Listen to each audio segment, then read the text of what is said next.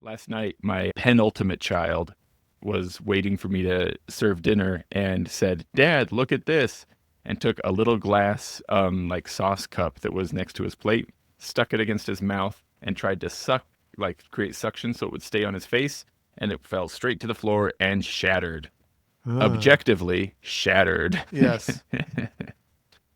Yeah. Look, geez, this is a weird one. Hello, Andrew. Ooh, almost lost my mug there. Almost knocked it right off the desk. It happens.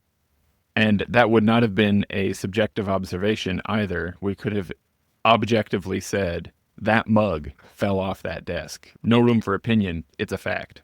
This is a weird one because you have to draw the line somewhere. Objectively, we don't really know very much, right? Our senses are fallible and we don't really know a whole bunch for sure, but we have things where our explanation for what happened is strong enough that we can call it like a fact.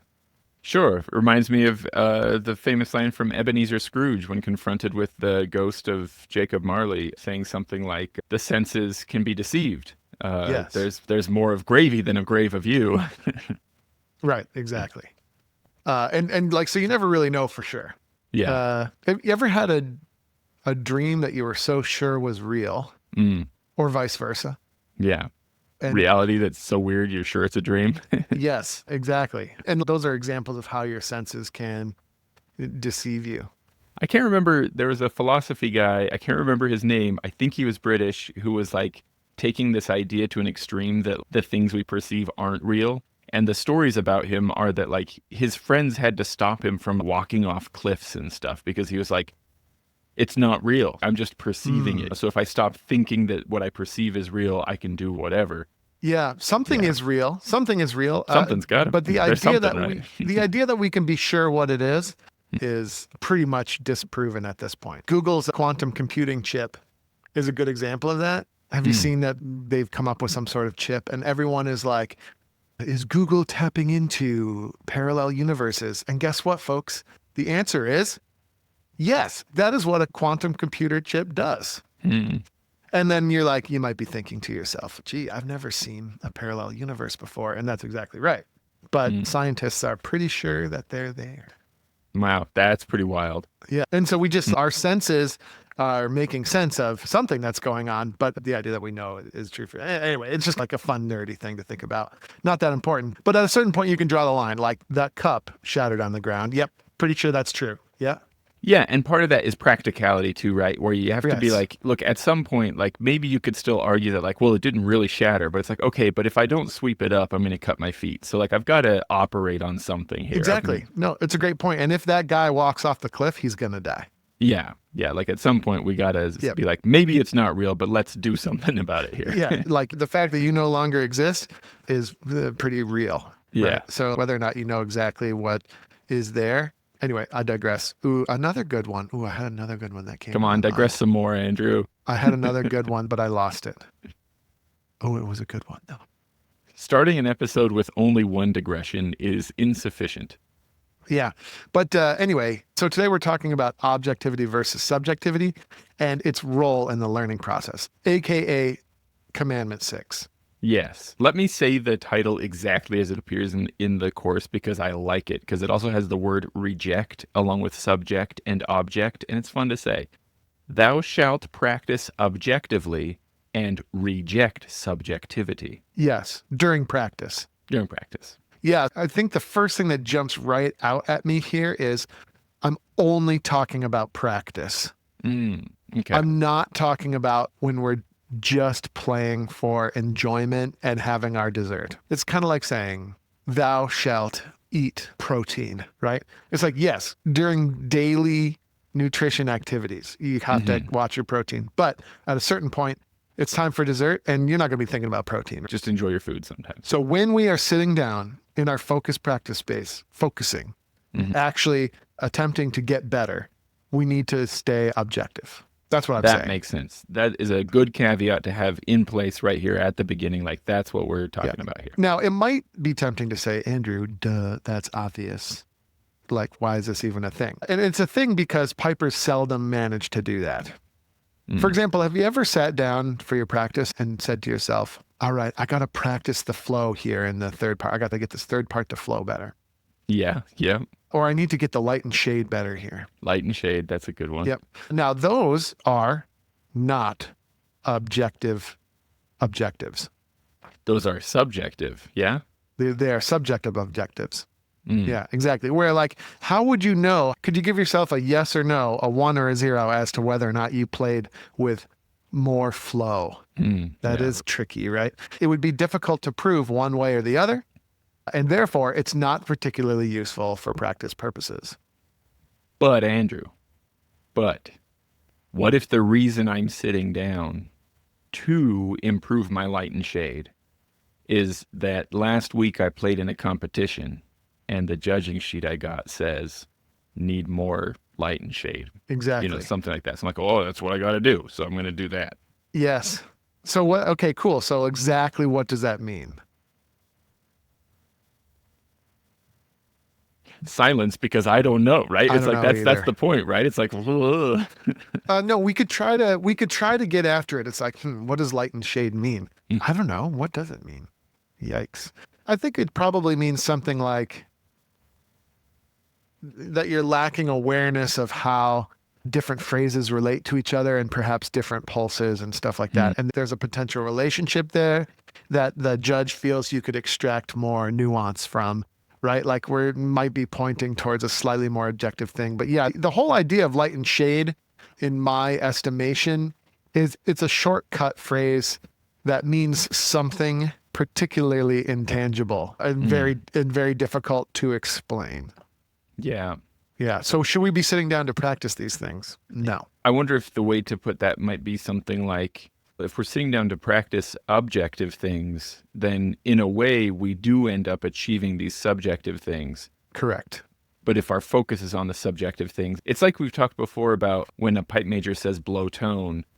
If you're an archer with no target to shoot at, how do you know if you're hitting tone? How do you know if you're hitting that target? So it's like, we can't sit down and be like, I'm going to hit this target with no target in front of us. We got to find something that is a target we can point for. Correct. And what you'll often find is by focusing on the tangible things, the less tangible things come out in the wash, which is what you will find about light and shade. So light and shade and other things too, like strong weak, medium weak, or heavy left foot is a little bit more objective, but it comes to mind. Some of these bigger picture things, what they really boil down to, in my experience, is that the player is unable to play with rhythmic control is actually usually what's really going on. Yeah, I think that makes sense. That's the one thing that did come to mind as I was trying to think how I would distill flow down to something that is more objective. Yeah. I think it would be rhythm. It's definitely rhythm, and then probably also a little bit of melodic awareness tends to help, right? Different melodic gestures tend to call for different rhythms. But if you're not prepared to do that, or if you don't have that awareness, and then you're not able to do that, then you're going to have difficult producing the mystical flow. The mystical flow, yeah. Mystical. Both. It's mythical and mystical. So anyway, when we practice, we have to somehow boil it down to a yes or no.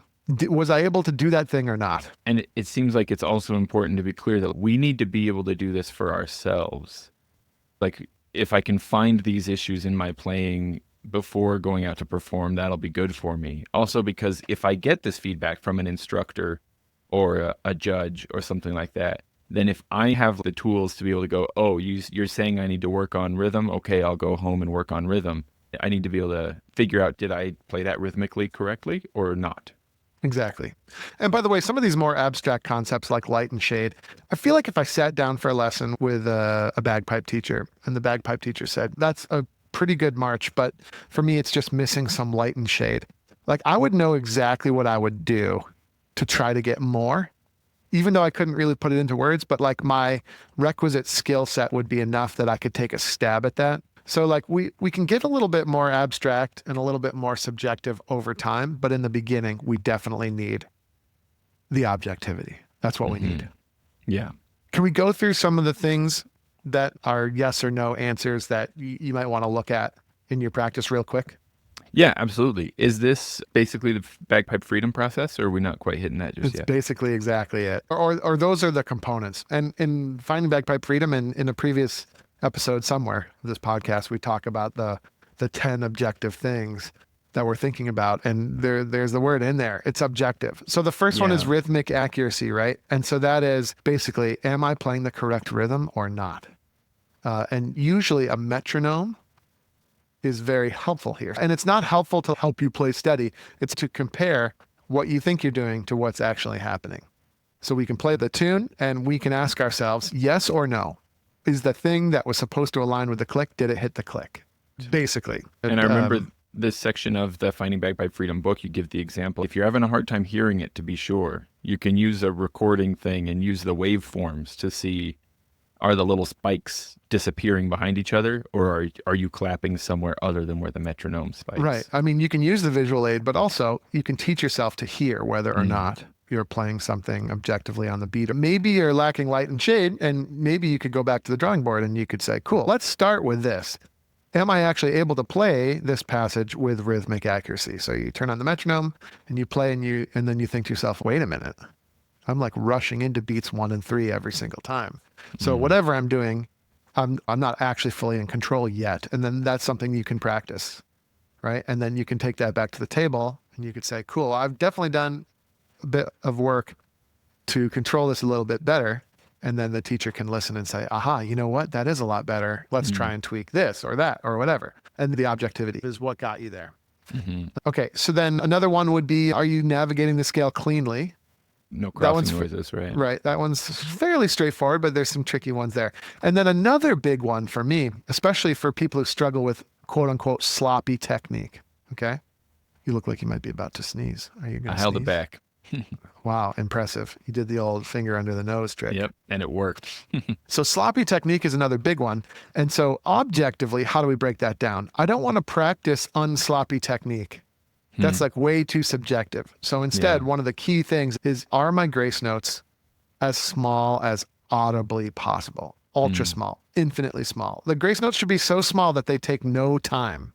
And of course, like, obviously, if you put it under a microscope, you would see that it does take a certain amount of time. But it should take such a short amount of time for each and every grace note that it doesn't interrupt the flow of the tune at all. Like we call it infinitely small grace notes. Yeah. All of our grace notes should be infinitely small. And that's a yes or a no. So now you can play your tunes and you can ask yourself, are all those grace notes really infinitely small?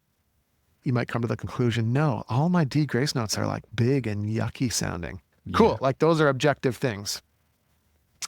Other ones include, but are not limited to, do I hear any beating between the drones? Do I hear any anomalies in the blowing? Like a surge on a high A or something. Those are objective things. Either you hear them or you don't. Either they're there or they're not. And by the way, you could be limited by your ability to hear things, but that's okay. You'll get better. So you might not hear every crossing noise or every blowing anomaly, but that's all right. Learning to search for those things tends to be how you're going to actually improve. Certainly in the beginning and intermediate stages. Yeah, you don't only get better at fixing them, you get better at finding them in the first place. Right. Excuse me. And again, I'm a believer in expression and nuance and creativity, and therefore I'm probably a believer in light and shade and getting the Strasbourg phrasing and all these subtle subjective things that you maybe do see on sheets on a fairly regular basis. I love all that stuff. That's the reason I play. I love all that stuff. But if there's a weakness in those areas, 99.99999% of the time, the cause of the weakness is something simple and objective, and it's not the actual emergent problem, if that makes any sense. It does. Sorry. I keep thinking that I can talk and then finding I can't. Jim, you might not be able to hear him, but he just turned away from the microphone and coughed. And we're back. Good to see you. Yeah. You know, one can't thing say that I sneeze regularly, like 3 times an episode. Yeah. Or you edit it out. Nah, no problem. I'm really cool. I'm a very cool person. Yeah. And as Look a at cool that shirt. person- Look at that t-shirt. Huh? Behold. As a really cool person, I watch TV shows where people paint, but I'm myself pretty severely colorblind. And that's part of why I like watching these shows, because it is so beyond my experience to hear these artists talk about colors, where like they'll be doing like a landscape and they'll talk about the colors in the clouds. And I'm like, clouds are white.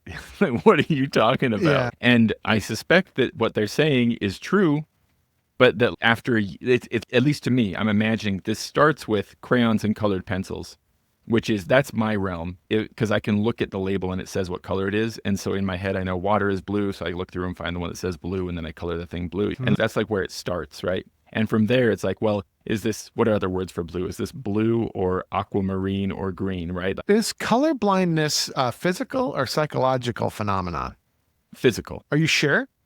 Yeah, like there are the cone receptors inside of my eyes pick up basically zero red. Crazy. That's bananas. Can you learn to see colors in your own way or not with like enough practice or experience? I think that what does happen is context clues become something that's really important, Yeah.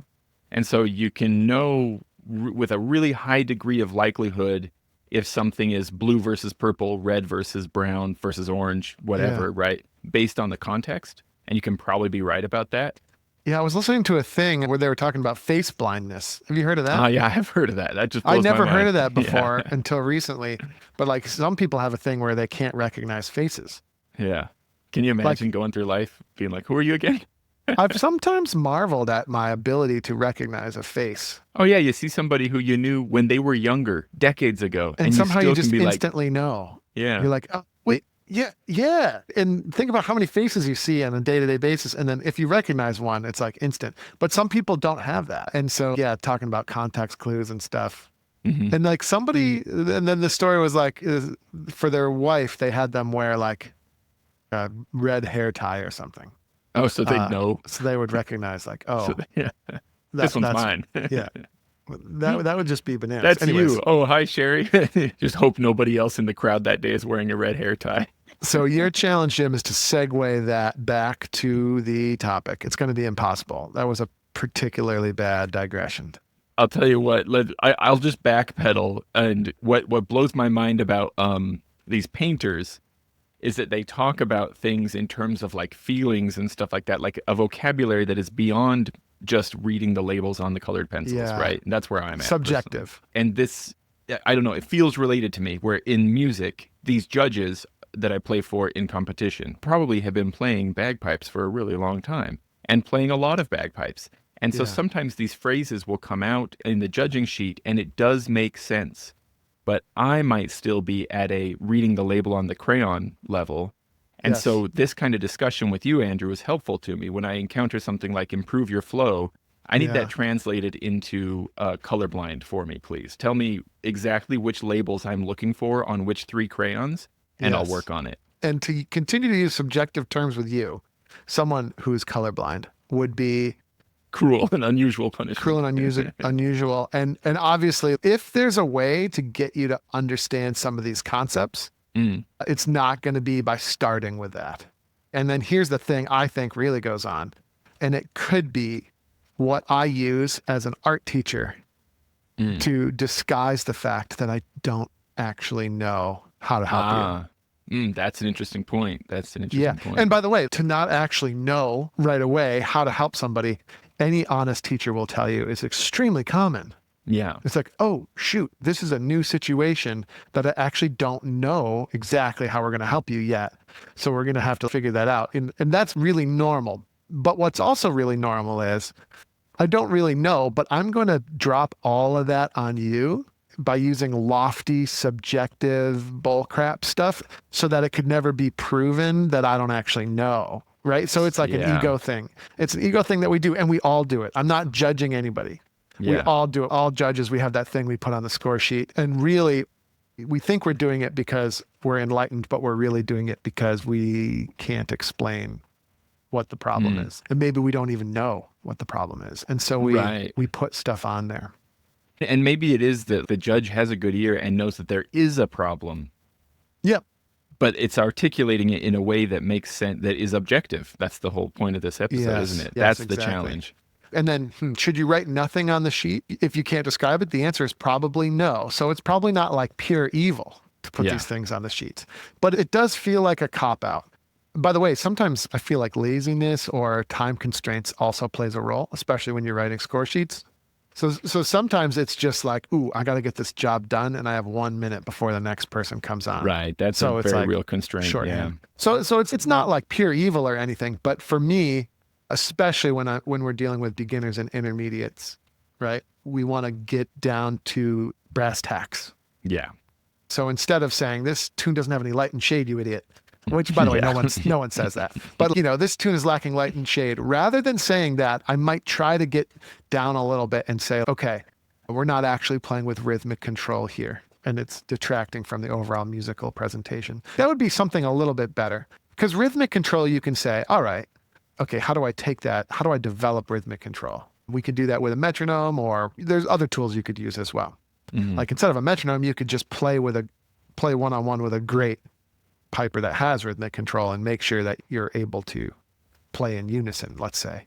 Yeah. It gives you something. It gives you something you can work with. As a way of expressing the importance of boiling down subjective terms into their objective components, you have a phrase in the course that I think is really well put. You say, objectivity paves the route to mastery, whereas subjectivity shrouds that route in a dense, impossible to navigate fog. Correct. And especially for beginners and intermediates. Okay. Now, as an advanced player who, for all intents and purposes, although it's also shockingly, depressingly always untrue, but for all intents and purposes, let's say I have a mastery of the objective basics of the instrument.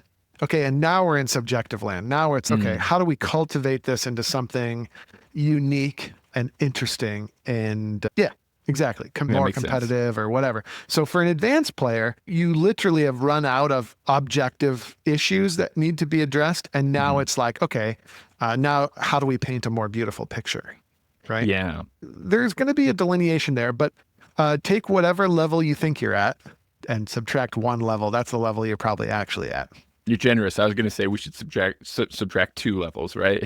Yeah. But if you're sitting there thinking, oh, I'm an intermediate player, you might be, but it's probably more useful to just continue to consider yourself a beginner. And the same thing if you're thinking like, I'm pretty advanced. It's probably more beneficial for us to think that we're intermediate and like, okay, what are the next steps? It's probably more useful. And then, for the vast majority of us, for the beginners and the intermediates, we're not at the point where just speaking in subjecticalities is going to be useful. Subjecticalities, I like that. That's a new word. I made it.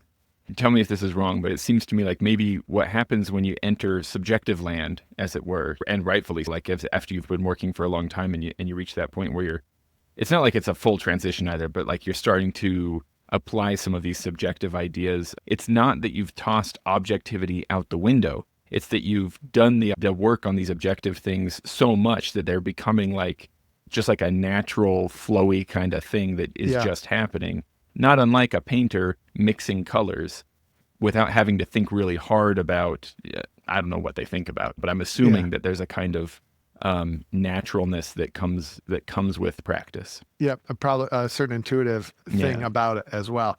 Here's the other thing I've learned over the years. These things that people talk about are rarely and basically never what the shining examples of those things are thinking about. So let's take light and shade, for example. Did we work on expressive things that we wanted to do? Yeah, sure. And stuff. But like that was never discussed in either of the top bands I've played with. We're not talking about light and shade. It might be an emergent quality, but it would only be emergent and it would not be something that's ever focused on. So that could be a clue. I see. So these things come about as a natural side effect or consequence of focusing on other stuff. Yes. And then, so it's like, should you mention it on a sheet if your performance is lacking light and shade? I guess you might not have any better ideas, and it's definitely better to let the person know that something's lacking. But then that also lends itself to the person who receives the sheet thinking that is something they need to work on, which is, in my experience, utterly not true. Yeah.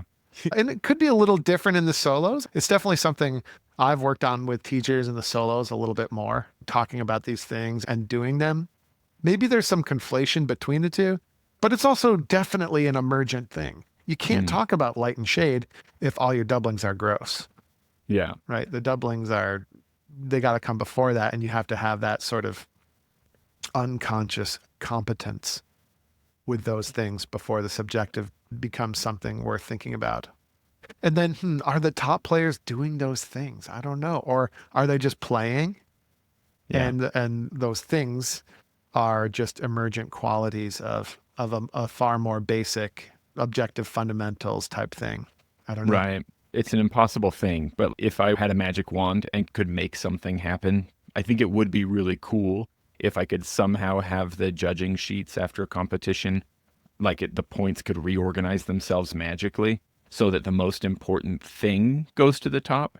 That's a good judge will do that. Maybe not exactly like that, but a good judge will make it quite known what the most important thing that needs to be addressed. Put a star by it or something, right? Yes. And in my opinion, and I'm not like an elder of judges or anything, but in my opinion, the hallmark of a poor judge is like a stream of consciousness sheet that does not illuminate what the biggest, highest priority issues are. Yeah. Because that can be one of the challenges, especially when the sheets understandably often go chronologically through your set that you're playing.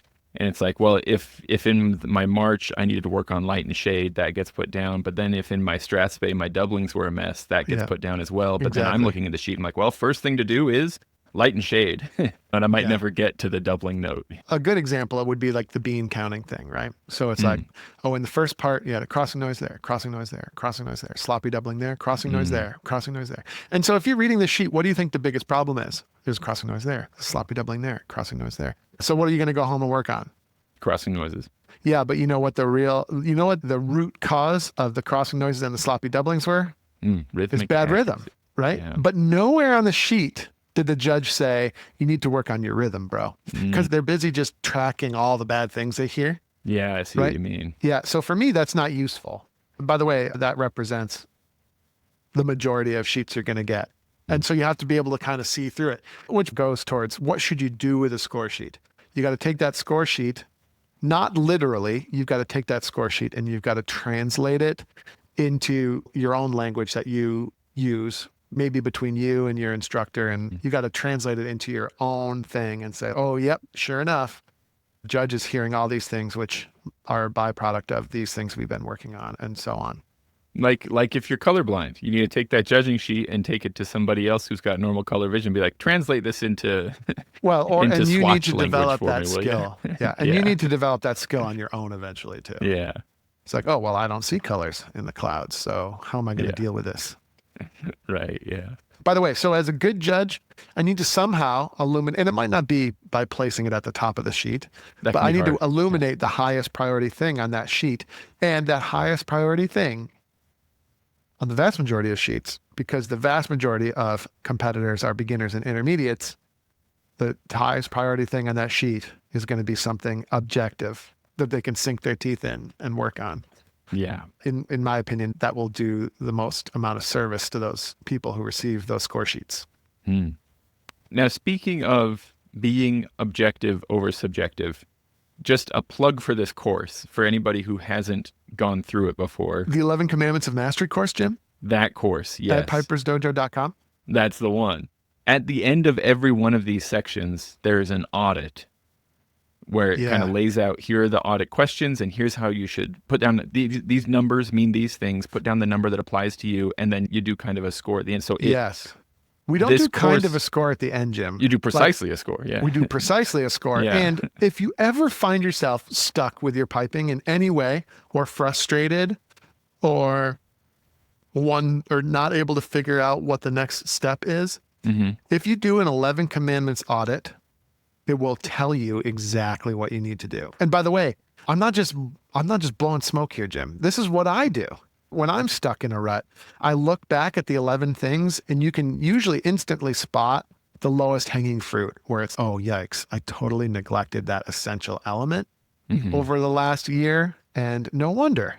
And then by refocusing on that element, it helps get you there. So let's pretend all the other commandments were going great, and you realize, oh, wait, when I practice, I'm just practicing these willy-nilly, unprovable, totally not objective things.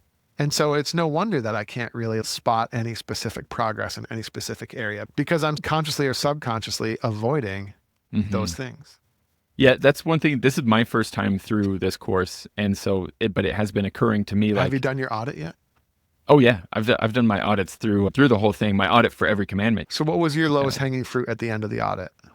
oh, I don't have that here in front of me right now. Okay. I had a lot of low hanging fruit, I'll tell you that. A lot of things to work on. Hmm. But the plug for this is just that, like, it's not just on this commandment that it gives you this audit tool. It's on every one of the commandments, and it turns my feelings about not being as solid with my piping as I would like to be into something that I can point at and go, that's what I need to That's work the on. thing. Yep. And that is really exciting. Yes. And it's never Tara Lewis exercises, Jim. Mm, That's never what's really holding you back. Now, mm, it might be in there. For example, if you're just learning all out of order, which is a different commandment we'll talk about in a upcoming episode. But if you're learning in the wrong order and you are focusing on light and shade all the time and not doing your Tara Lewis exercises, like cool, like maybe you'll end up doing more of them. But that's never the reason you're not improving. A lot mm. of people are like, oh, I'm not improving. That must mean I need to do more exercises. Yeah. And it's like, okay, maybe, but also no, almost definitely not. And that's what I like about this is that the feedback that I get back from it is not only, oh, yeah, that makes sense. That's a thing for me to work on. It's also exciting and exhilarating and something that's fun to do. It's never like, oh, no, it sucks to play bagpipes. It's a good experience. I think that's one of the criticisms of something like this. It's like, Mm, well, it's not fun to practice objective things. And the subjective things are what make playing bagpipes fun and interesting. And like, I totally hear that, but also the objective things should be fun. mm, Yeah. And those are the fun things, and you can make them fun, mm-hmm. right? You could play your tune to a rock beat, to John Bonham's isolated drum tracks from Led Zeppelin or whatever, right? That kind of thing is a lot of fun. Yeah. And that can make it really fun. That's one thing that my kid's piano teacher does, or the course they take rather, to make things like scales, triad, different kinds of scales, basically, triad scales and 5-finger patterns and stuff like that more fun. They'll put Yeah. on different rock grooves and have them Yeah. play along with different drum tracks. Yes, exactly. One of the things that makes learning bagpipes a lot more fun is if you've got somebody around that can play chords while you're doing stuff. Oh, for sure. Man, Yeah. it makes it so much more fun. Yeah. So having somebody like a guitarist there is pretty cool. All right, what else we got? What other bullet points? I know for sure that we talked up to listening for beating in your drones. That's another good objective one. So you Yeah. hear beats. If you hear them, then your drones are objectively not in. And so we can work to eliminate those. And then you've done that successfully when you can't hear any beats. Now, it doesn't mean there's no beats there, because you can become more and more developed to hear beats in different areas. But once you can get to the point where you honestly can't hear that there are any beats, you're good. Now, don't forget to record yourself, because sometimes you're not hearing any beats while you're playing, but then when you review the recording, they're definitely still there. And then that Ain't tells that you the truth? Yeah. But then that tells you, aha, okay, cool. There's something objective I still need to work on. Mm-hmm. The last phase 5, is that your embellishment steps are correct and your treatment of dot cut rhythms is Sure. is consistently maximally contrasted. Yep. Those are just like the bagpipe freedom, the 10 sort of objective things. Yeah. And when we practice, those are good things to practice. Some combination of that. You seldom need to go outside of that list of 10, if ever. Yeah. And again, you can do that in fun ways. Like one of the ways I practice my rhythmic accuracy with my material is I turn on the Blair Chanter and I play along with recordings of the band playing. Mm-hmm. And unless the whole band is rhythmically off, that means by playing along with them, I'm going to be on. And maybe the whole band is rhythmically off. And then you're going to want to know that, right? Yeah, and if that's the it's not case, gonna then happen. you want to be off with them. Don't Exactly. Or you want to be aware of it. And by the way, sometimes, very rarely, okay, like I don't want to get carried away here, but sometimes I'm practicing along with a band and I hear problems with what the band's doing. And I might shoot Allie a little message and be like, you ever notice blah, blah, blah? I was noticing this the other day. And usually he's like, yeah, bro, I noticed it. Stay in your lane. But sometimes every once in a blue moon. You know who I am? No, it would never be like that. But every once in a blue moon, he's like, great point. And it's another way that the band as a whole can correct for errors when people are doing creative things and thinking about things. Yeah. Yeah. Anything else we got to cover on this topic? I think we covered that topic. Yeah, It's closely related to how you should practice and the fact that your practice sessions need to be very short. Okay. Yeah. It's closely related to that. We can't just be like objective, crazy Terminator robots all the time. Right. when we're doing bagpipe stuff. What I'm specifically talking about here is when we sit down and we're about to do the hard work. Make sure the hard work is focused on pass-fail criteria. So, okay, I'm going to play the first bar of this tune. Objective, rhythmic accuracy, which means did I hit the click or not on these beats? Or am I playing really specifically tightly in this groove? Yes or no. And that way we can say, okay, cool. Yes, I got it. Or no, I didn't get it. And then usually it's no, I didn't get it, but it was closer than the previous time. Cool. And then like, what do I need to do to make it even more? Or maybe I did get it, but I overdid it. But the thing is like, yes or no. And another key thing is that you can do it on your own. Yeah. So if you find yourself practicing something that you cannot confirm, like that if you can't pass or fail it yourself, then you shouldn't be practicing that thing. Yeah. Yeah, that makes sense. Yeah. Because what good is the objective criteria if you're not going to be able to measure objectively whether or not it was a success? Another thing that's happened to me 1,000 times. And by the way, this is a commandment because it's been a thing that's been a detractor for me 1,000 times, is you go to your bagpipe lesson and the teacher says you need to do this and that subjective thing in your practice. And then you go home and you can't confirm or deny whether or not you're doing it correctly. So you go home and you practice so hard on those things. And then what inevitably happens is you go to your lesson and the whole thing gets torn to shreds and you have a brand new list of completely different subjective things the next lesson. Jim, did that ever happen to you? Yeah. It's definitely. heartbreaking, right? Yeah. And you cannot practice that way. And you got to try to get your instructor to boil it down so you have your marching orders of things you can actually accomplish when you practice. And by the way, is that one of the reasons that we procrastinate actually practicing? Is like, that we don't really know exactly what it is we we're doing. don't actually know what the plan is here. That would be so consistent with other things in my life for sure. I mean, like with work stuff, when you know what to do, you can get right down to it. When you're not sure what to do, man, you wander around wondering what to do. Yes, exactly. We got to somehow figure out like what are the action steps that we're going to be able to do on our own. Yeah. And your instructor is not telling you to play with more light and shade because they're an evil, lazy person, right? It's because maybe that's the best explanation they have off the cuff, but you need to kind of like ask them some questions like, what does that mean? Yeah, dig into that a little. Should I slow the tempo down? Yeah. Could it be because I'm not playing with rhythmic accuracy? And maybe they'll think about it and be like, great point. So like your marching orders and your practice this week might be work a little bit with a metronome and make sure blah, blah, blah. Maybe they can give you some exercises or give you a list of things that you would actually be able to achieve on your own. Yeah.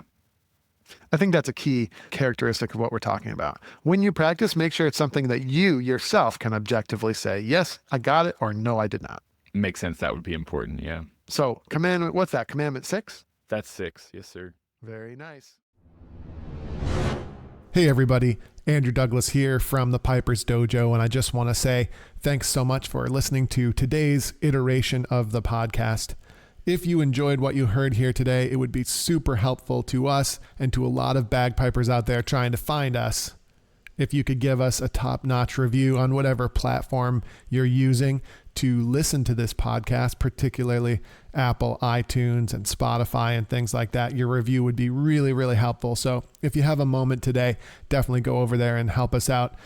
Other than that, until we meet again on the podcast or somewhere else, thanks again for listening.